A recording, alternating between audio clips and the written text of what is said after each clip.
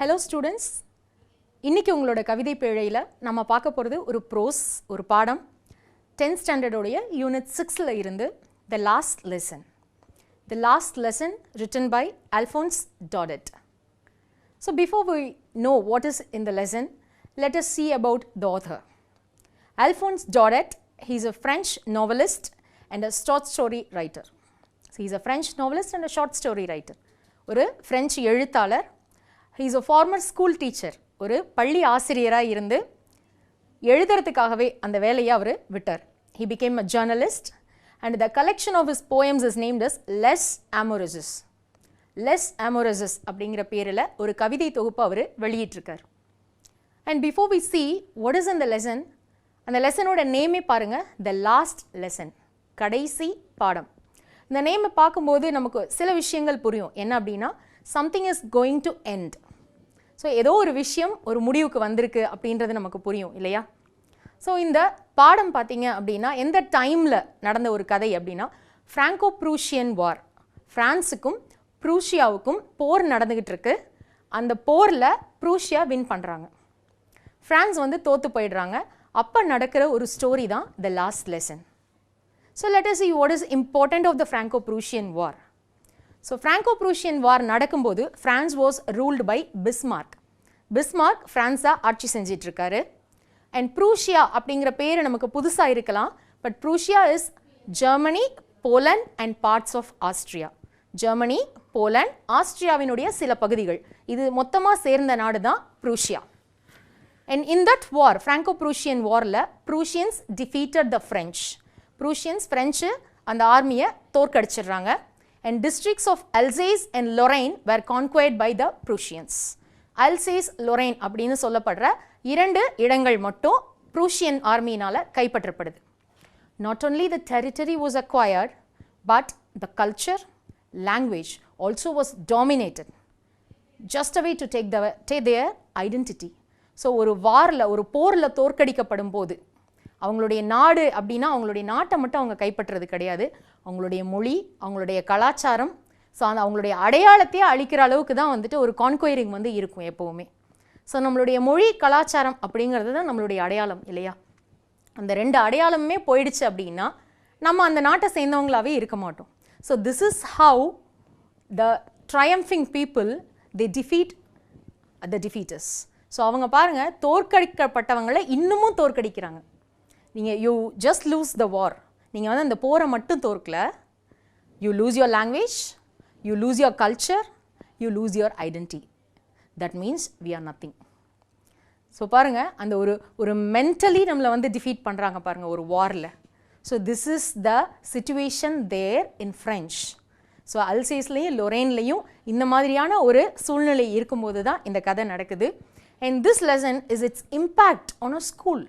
So ஒரு culture, ஒரு language தொலையுது அப்படின்னா specially education system will definitely get affected. அப்போது அந்த இடத்துல இருக்கக்கூடிய ஒரு ஸ்கூலினுடைய நிலைமை என்ன அப்படிங்கிறது தான் இந்த கதையில் நம்ம பார்க்க போகிறோம். அண்ட் ஒரு கதையில் இருந்த ஒரு ஹீரோ இருக்கணும் இல்லையா? And we have a little hero, Franz. நம்மக்கிட்ட ஒரு சின்ன ஹீரோ இருக்காங்க, அவங்க பேர் ஃப்ரான்ஸ். இங்கே நமக்கு கதை சொல்லி நரேட்டர் அவங்க தான். So the narrator France is a young school going bye. So school போய்கிட்டு இருக்க ஒரு சின்ன பையன் தான் ஃப்ரான்ஸ். He was afraid. அன்றைக்கி பார்த்தீங்க அப்படின்னா he was late to school. வழக்கம் போல் அவன் அன்றைக்கும் லேட்டாக தான் போகிறான். அண்ட் ஆல்சோ அன்றைக்கி there is going to be a test on participles. So பார்ட்டிசிபிள்ஸில் அவங்களுடைய டீச்சர் வந்து ஒரு டெஸ்ட் வைக்கிறதா இருக்காங்க. But he was afraid that he is not ready for the test. அவன் அந்த டெஸ்ட்டுக்கு அன்றைக்கி படிக்கவே இல்லை. ஸோ அதனால் அவன் பயப்படுறான், நம்ம லேட்டாக போகிறோம், ஆல்சோ டெஸ்ட்டுக்கும் நம்ம படிக்காமல் போகிறோம், டீச்சர் நம்மளை பனிஷ் பண்ணிடுவாங்களோ அப்படின்னு அவன் பயப்படுறான். He was scared more of being scolded.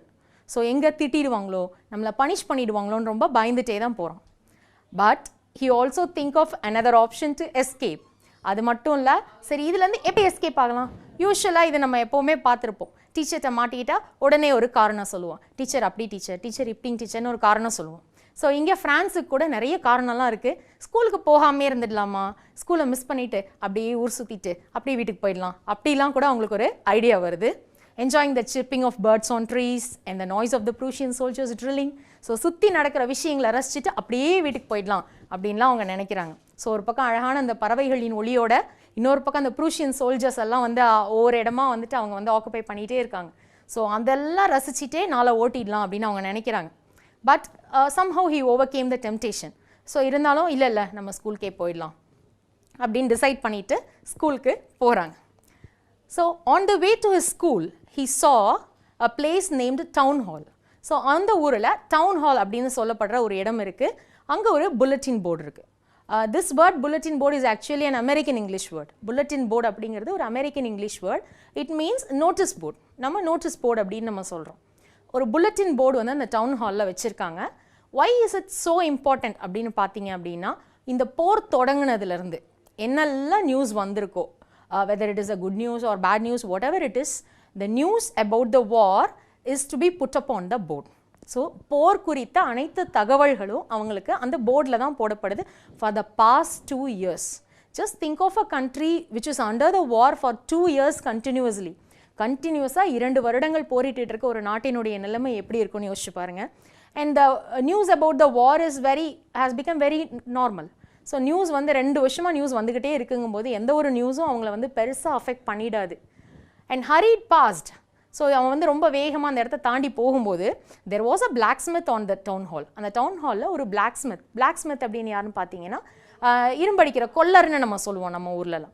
So there was this blacksmith who is standing with this apprentice. அவங்க கூட வேலை செய்கிற ஒருத்தரோட அந்த டவுன் ஹாலில் இருக்க புல்லட்டின் போர்டு முன்னாடி நின்று பார்த்துட்ருக்காரு. அந்த நியூஸை பார்த்துட்டு இருக்கும்போது ஹி கால் த ஃப்ரான்ஸ்.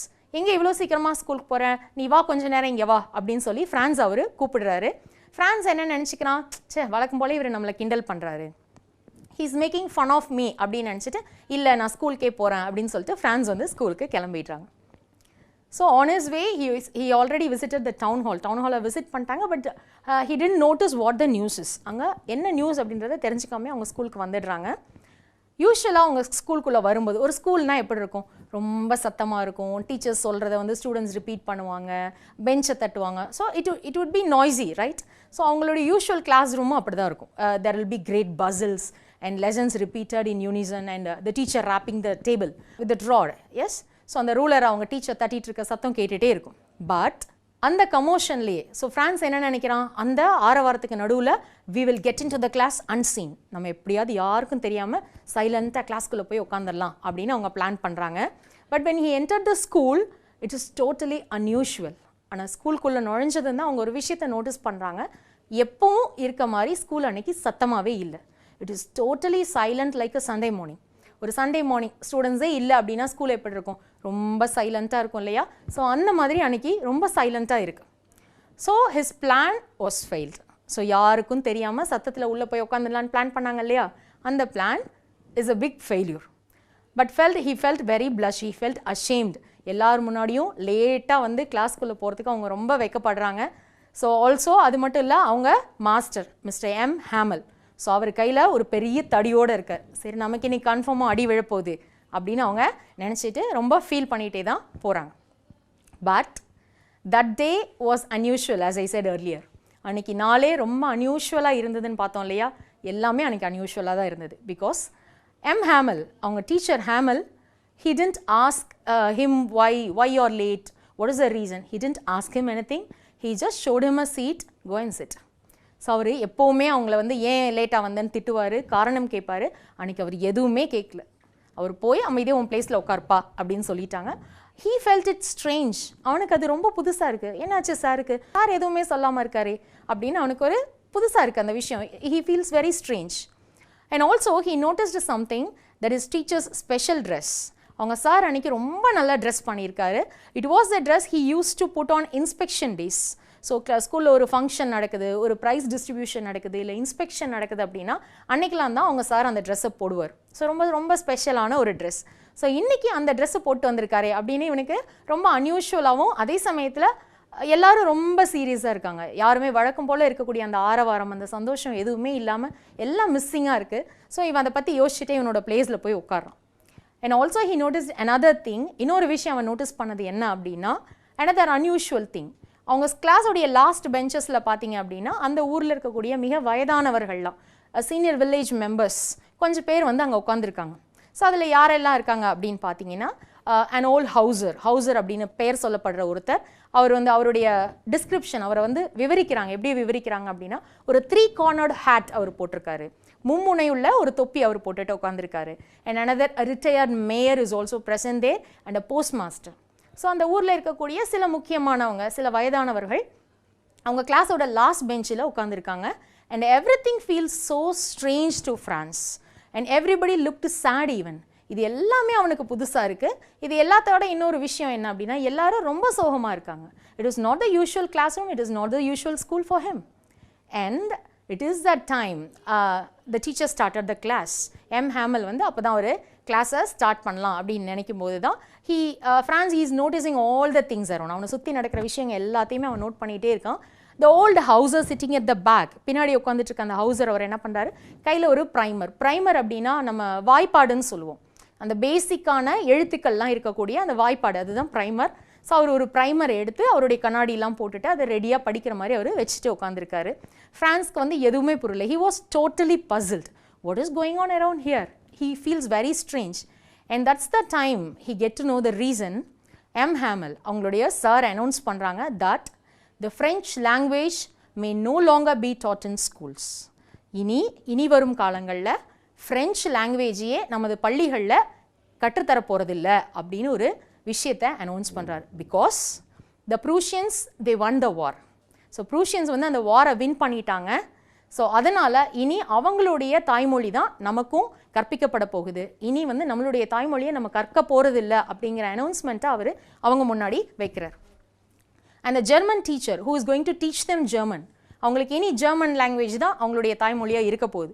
அதுக்கு ஜெர்மன் டீச்சர் ஒருத்தர் வரணும் இல்லையா, that particular person is going to arrive the next day. அடுத்த நாள் அந்த புது ஜெர்மன் டீச்சர் வரப்போகிறாங்க. and Hamel is going to retire. Hamel அங்கிருந்து கிளம்ப போகிறார்.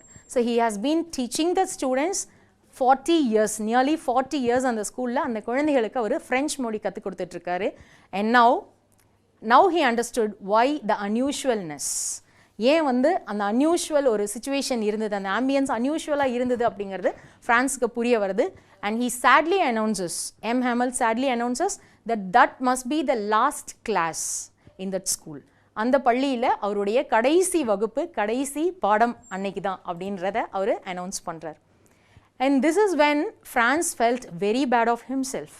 ஸோ ஃப்ரான்ஸுக்கு இதை கேட்ட உடனே இனி ஃப்ரெஞ்சு படிக்க போகிறதில்ல அப்படிங்கிறதையும் தாண்டி நிறைய விஷயங்களுக்காக அவன் ஃபீல் பண்ணுறான்.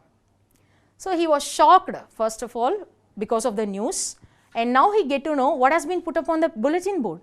அந்த புல்லட்டின் போர்ட், டவுன் ஹாலில் புல்லட்டின் போர்டில் என்ன நியூஸ் இருந்தது அப்படிங்கிறது அவனுக்கு இப்போ தான் புரிய வருது.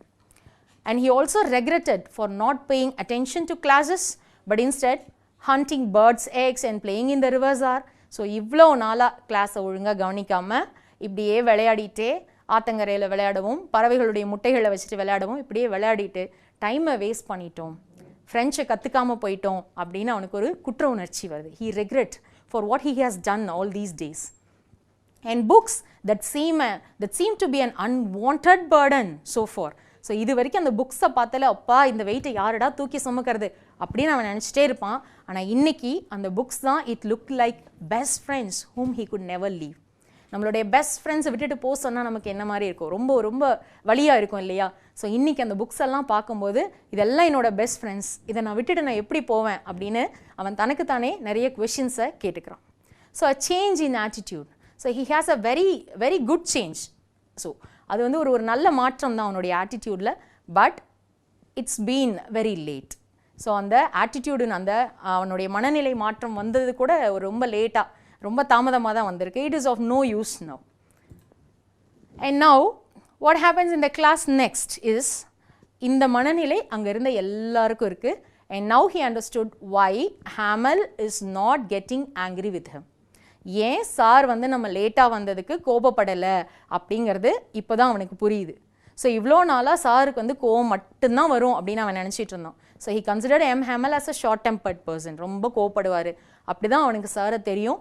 ஆனால் இப்போ தான் அவனுக்கு புரியுது. So why he has dressed that well, why the village man has come to the class, because it is all to honor him, to respect a person who saved 40 years in that school. இன்றைக்கி ஏன் அவர் ரொம்ப நல்லா dress பண்ணிட்டு வந்தார், ஏன் அவர் கோபமே படலை, ஏன் அந்த வில்லேஜ் பீப்புளெலாம் வந்து ரொம்ப சோகமாக லாஸ்ட்டில் உட்காந்துருக்காங்க, ஏன் கிளாஸ் இவ்வளோ அமைதியாக இருந்தது, இந்த எல்லா கேள்விக்கும் அவனுக்கு விடை கிடைச்சது. 40 வருடங்கள் அந்த பள்ளியில் அந்த மாணவர்களுக்கு ஃப்ரெஞ்சு சொல்லிக் கொடுத்த அந்த ஆசிரியரை கௌரவிப்பதற்காகவும் மரியாதை செலுத்துறதுக்காகவும் எல்லாரும் வந்திருக்காங்க அப்படிங்கிறத அவன் புரிஞ்சுக்கிறான். Not only France, but also the village men, they repent for not learning their mother tongue, French, in their early lives.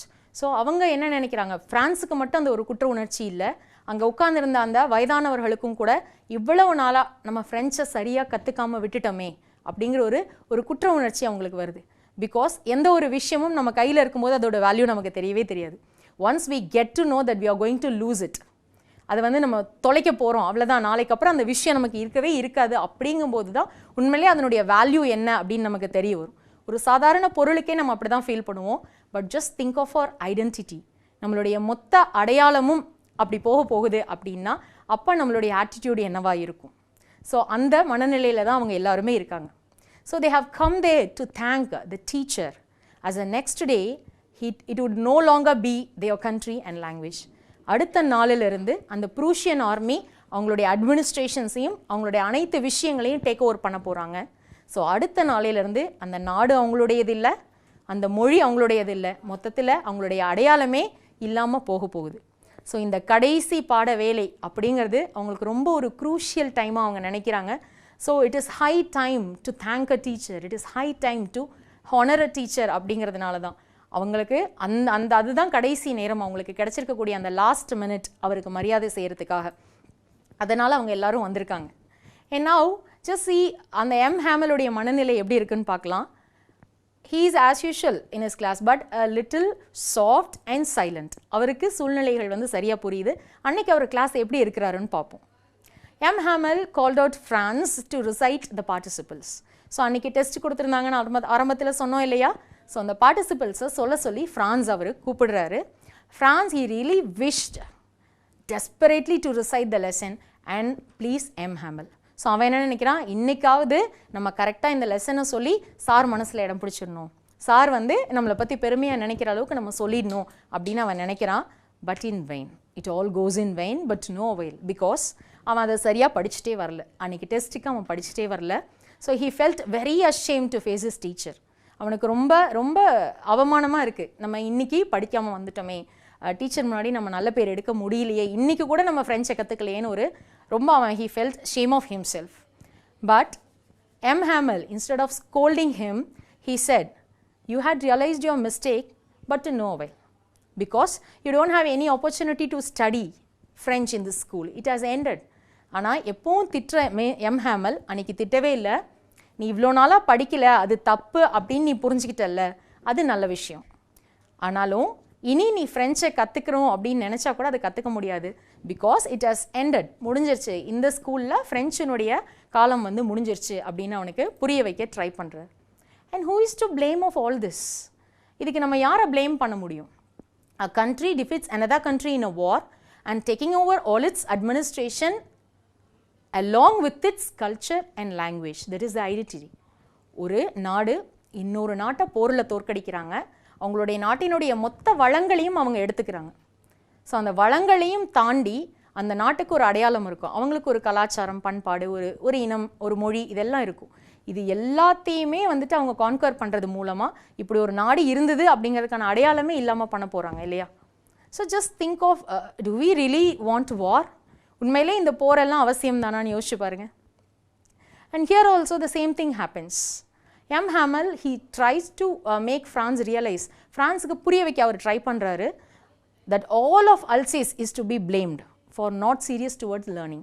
நீ மட்டும் இல்லை, இன்றைக்கி இங்கே இருக்க எல்லாருக்குமே ஒரு ரெக்ரெட் இருக்குது, நம்ம சரியாக படிக்காமல் போயிட்டோமோ அப்படின்னு ஒரு ரெக்ரெட், ஒரு குற்ற உணர்ச்சி இருக்குது. அதுக்கு காரணம் இங்கே இருக்க யாரும் கல்வி வந்து அவ்வளோ சீரியஸாக எடுத்துக்கல. Now Prussians would make fun of us. என்ன சொல்லுவாங்க, நம்மளை பார்த்து கிண்டல் பண்ணுவாங்க. You people are Frenchmen who neither speak or write their own language. நீங்கள் இது வரைக்கும் ஃப்ரெஞ்ச்மென்னு சொல்லிக்கிறீங்க, உங்களுக்கு உங்களுடைய லாங்குவேஜை வந்து எழுத படிக்க தெரியல, இனி நீங்கள் எழுத படிக்கவும் முடியாது அப்படின்னு நம்மளை கிண்டல் பண்ணுவாங்க. It is our mistake not to learn all these days.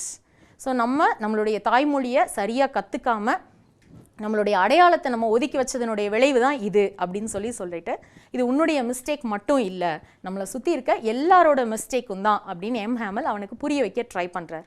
Not only the mistake of ourselves but also the mistake of our parents. So ஒரு குழந்தை படிக்குது அப்படின்னா அவங்களுடைய கல்வியில் வந்து ஒரு டீச்சர், ஒரு ஸ்கூலையும் தாண்டி ஒரு பேரண்ட்ஸ்க்கு ஒரு பெரிய பார்ட் இருக்கும். ஸோ அங்கே இருக்கக்கூடிய பேரண்ட்ஸ்க்கு வந்து குழந்தைங்க படிக்கணும், குழந்தைங்க வந்து நிறைய விஷயங்களை கற்றுக்கணும், நம்ம நாட்டை பற்றி தெரிஞ்சுக்கணும் அப்படிங்கிறதெல்லாம் தாண்டி அவங்கள வேலைக்கு அனுப்பணும், அவங்க வந்து பணம் பண்ணணும், பணம் சம்பாதிக்கணும் அப்படிங்கிறதுல அவங்க வந்து ரொம்ப இம்பார்ட்டன்ஸ் கொடுத்ததுனாலையோ என்னவோ அவங்களுடைய கல்வி மேலே அந்த பேரண்ட்ஸ்க்கு ஒரு பெரிய அக்கறை இல்லாமல் போயிடுச்சு. ஸோ எம் ஹேமல் இது எல்லாத்தையும் சொல்லிட்டு தான் மேலேயும் ஒரு ப்ளேமை போட்டுக்கிறார். என்ன அப்படின்னா, நானும் கூட உங்களுக்கு இன்னும் நல்லா பாடம் நடத்தியிருக்கணும், நானும் கூட உங்களுக்கு இன்னும் நல்லா டீச் பண்ணியிருக்கணும். பிகாஸ் அவருக்கு வந்து பசங்களுக்கு வந்து நிறைய விஷயங்கள், அவர் பாடங்களையும் தாண்டி நிறைய விஷயங்கள் அவர் சொல்லிக் கொடுக்குறாரு. அவர் வந்து ஒரு நாள் ஃபிஷிங் போகணும் அப்படிங்கிறதுக்காக வந்து ஸ்கூலுக்கு லீவெல்லாம் விட்டுடுறாரு. And now he felt very bad that all those days if he had been teaching French effectively it would have reached the students.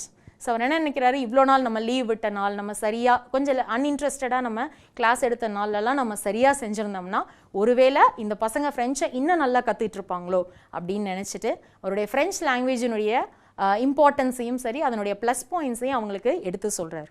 He says that French is a most beautiful, clearest and logical language. So இருக்க மொழிகள்லேயே வந்து ரொம்ப அழகான ஒரு மொழி, ரொம்ப ப்ராக்டிக்கலாக நம்ம வந்து ஈஸியாக கற்றுக்கக்கூடிய ரொம்ப தெளிவான ஒரு மொழி ஃப்ரெஞ்ச் தான் அப்படின்னு அவர் சொல்கிறார். Only one way to free from prison of slavery. ஒருத்தங்க நம்மளை அடிமைப்படுத்துகிறாங்க, அதுலேருந்து நம்ம வெளியில் வரணும், சுதந்திரம் அடையணும் அப்படின்னா is to guard their identity and their language. நாம் யார் அப்படிங்கிற அடையாளத்தை நம்ம மறந்துடவே கூடாது. அதை நம்ம மறக்காமல் இருந்தோம் அப்படின்னாலே யாருமே நம்மளை அடிமைப்படுத்த முடியாது அப்படின்னு சொல்கிறாரு. And guarding our culture and language, guarding our heritage is a tool to fight domination. நம்மளுடைய அடையாளத்தை நம்ம பாதுகாக்கிறதன் மூலமாக, நம்மளுடைய கலாச்சாரம் பண்பாடை பாதுகாக்கிறதன் மூலமாக நம்மளை அடிமைப்படுத்துகிற விஷயங்களை எதிர்க்கிறதுக்கு நம்ம கையில் ஒரு ஆயுதம், அது ஒரு கருவியாக நம்ம யூஸ் பண்ணலாம்.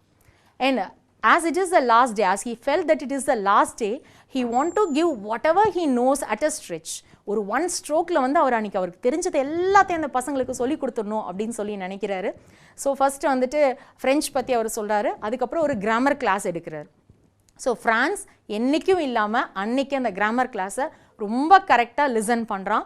அன்றைக்கி தான் அவனுக்கு புரியுது ஃப்ரெஞ்ச் எவ்வளோ ஈஸியாக இருந்திருக்கு, நம்ம அதை கற்றுக்காமல் விட்டுட்டோம் அப்படின்னு. So he was very attentive and even M Hamel he explained everything with patience. So என்றைக்கும் இல்லாமல் அன்றைக்கி ஹேமல் கிளாஸை வந்து ரொம்ப பொறுமையாக ரொம்ப தெளிவாக நடத்துகிறாங்க. And he wanted to give all the knowledge he had at one stroke before he leaves. So அவர் வந்து அங்கேருந்து போகிறதுக்கு முன்னாடி எனக்கு தெரிஞ்ச எல்லா விஷயங்களையும் இன்றைக்கி குழந்தைகளுக்கு சொல்லி கொடுத்துடணும் அப்படின்ற ஒரு எண்ணத்தோடு அவருக்கு தெரிஞ்ச எல்லாத்தையுமே சொல்லிக்கிட்டே இருக்கார். கண்டினியூஸாக he was telling everything. And after the grammar class they had a lesson in writing. So grammar class முடிஞ்சோடனே ஒரு ரைட்டிங் கிளாஸ், எழுதி பழகிறதுக்காக ஒரு கிளாஸை வந்து அவர் ஆரம்பிக்கிறாரு. அதில் வந்து ஒர்க் ஷீட்ஸ் கொடுக்குறாங்க. அவங்களுக்கு வந்து ஒர்க் ஷீட்ஸ் கொடுத்துட்டு அதில் என்ன எழுதியிருக்கோ அதை பார்த்து அவங்க அப்படியே காப்பி பண்ணணும். அதில் பார்த்தீங்க அப்படின்னா France Alsace, France Alsace, France Alsace. So the country which is no longer theirs, the place which is no longer theirs is in their blood. So எந்த ஒரு நாடு இனி அவங்களோடது இல்லையோ, எந்த ஒரு இடம் இனி அவங்களோடது இல்லையோ அதைத்தான் கடைசி அவங்க எழுதி பழக விரும்புகிறாங்க. So it is just the patriotism that flows in our blood. So இந்த ஒரு தேசப்பற்று வந்து நம்ம எல்லாருக்குமே இருக்கும்.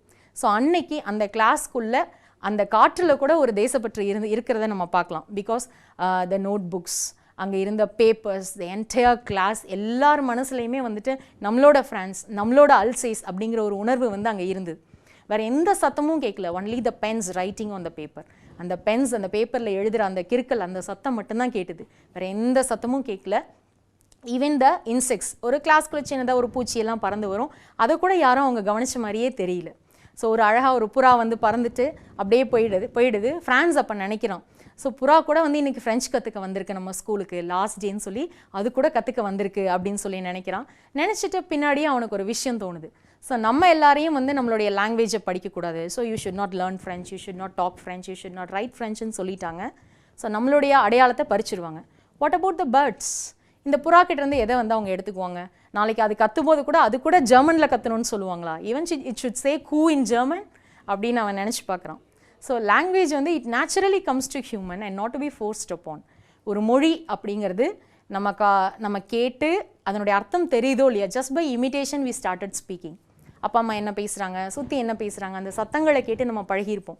And we cannot force any language into humans. எந்த ஒரு மொழியையும் வந்து யாருக்குள்ளேயும் நம்ம வந்து திணிக்கவே முடியாது எப்போவுமே. And the Prussians are doing that. Even though he is a little boy, he could understand that. France வந்து ஒரு சின்ன பையனாக இருந்தால் கூட ஒரு விஷயத்தை வந்து நம்ம திணிக்க முடியாது அப்படிங்கிறது அவனுக்கு புரியுது. And in between the writing class, so அந்த ரைட்டிங் கிளாஸ் நடந்துக்கிட்டே இருக்கும்போது Hamel he just gazed upon everything in the class slowly, one by one. So he want to fix in his mind how the class appears before he leaves. So அவர் class ரூமை சுற்றி பார்க்குறாரு, எதெல்லாம் எங்கெங்கே இருக்குன்னு அவரோட மைண்டில் அவர் போகிறதுக்கு முன்னாடி ஃபிக்ஸ் பண்ணிக்கிறதுக்காக பார்க்குறாரு. So notice the worn out smooth benches and desks and the outside the climbers, everything he's getting fixed in his mind. So அந்த கிளாஸ் ரூமில் 40 வருஷமாக அவர் பார்த்த அத்தனை மாற்றங்களும் அவருக்கு ஞாபகத்துக்கு வருது. So he just thinks before he should leave, he want to see the whole classroom with everything in its place. அவர் அங்கேருந்து போகிறதுக்கு முன்னாடி அந்த கிளாஸ் ரூம் எப்படி இருக்குது அப்படின்றத மனசில் பதிய வச்சுட்டு போகணும்னு நினைக்கிறாரு. So this is how the situation prevails in the classroom. அந்த கிளாஸ் ரூமோட சிச்சுவேஷன் எப்படி இருந்தது அப்படிங்கிறது தான் இப்போ நம்ம பார்த்துட்ருக்கோம். அண்ட் இதோடைய கண்டினியூவேஷனை நம்ம நெக்ஸ்ட் கிளாஸில் பார்க்கலாம். Hope you enjoyed this and thank you children. இந்நிகழ்ச்சியை பற்றிய தங்களின் மேலான கருத்துக்களை கீழ்க்கண்ட முகவரிக்கு கடிதம் மூலமாகவோ மின்னஞ்சல் மூலமாகவோ குறுஞ்செய்தி மூலமாகவோ தெரியப்படுத்தலாம். அனுப்ப வேண்டிய முகவரி: சிறப்பு அலுவலர், கல்வி தொலைக்காட்சி, 8ஆம் தளம், அண்ணா நூற்றாண்டு நூலகம், காந்தி மண்டப சாலை, கோட்டூர்புரம், சென்னை 6,85,000. தொலைபேசி எண் 7824015000.